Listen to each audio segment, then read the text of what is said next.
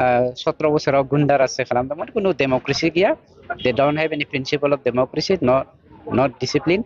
बिसोर डिसिप्लिन नङा जायनि जाहोनाव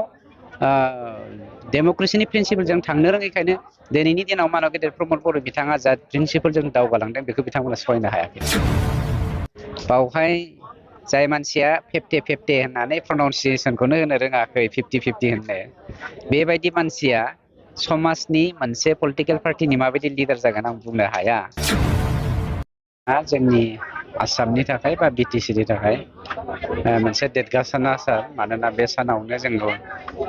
गिनिज बुक अफ रेकर्ड खालामनो थांगासिनो दङ 10 लाख दंफां गायनायनि गेजेरजों जोंनियाव 200 हेक्टर हा जोङो गायगोन गाबोन गतिके बेफोरबायदि खामानियाव बाहागो लानो मोननानै गोजोननाय मोनगोन निश्चय आरो बे स्पेसियली जोंनि बिटिआर हालामनि थाखाय देरगाथावना बाथ्रा जानानै थागोन बे गिनिज बुक अफ जिथु रेकर्ड बे रेकर्ड खालामनो थांनायाव नोंथांनि हाग्रा बिफाननिफ्राय बेसेबां बे सक्सेसफुल जायो सक्सेसफुला डेफिनेटलि जाखागोन मानोना थांनाय जोङो 10 साननिख्रुइबो बांसिनखौ जों प्रिपेयार खालामबाय थादों गासै जोङो 10 लाख दंफां फुलि गायगोन सक्सेसफुल जानाया निश्चय जागोन गायनाय नाथाय मेन खोथाया गायनोथ' जों हाजोबगोन खिन्थु बेखौ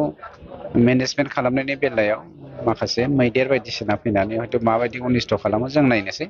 गायनानै सक्सेसफुल जानाया 100% सियर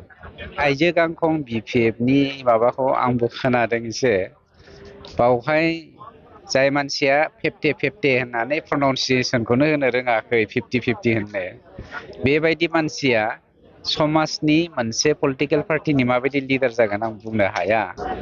17 बोसोराव गुन्दारासो खालामदोंमोन कुनु डेम'क्रेसि गैया they don't have any principle of democracy not discipline बिसोर डिसिप्लिन नङा जायनि जाहोनाव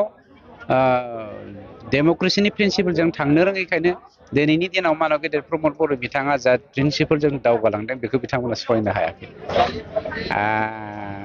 मोनसे बाथ्राखौ बुंनांगोन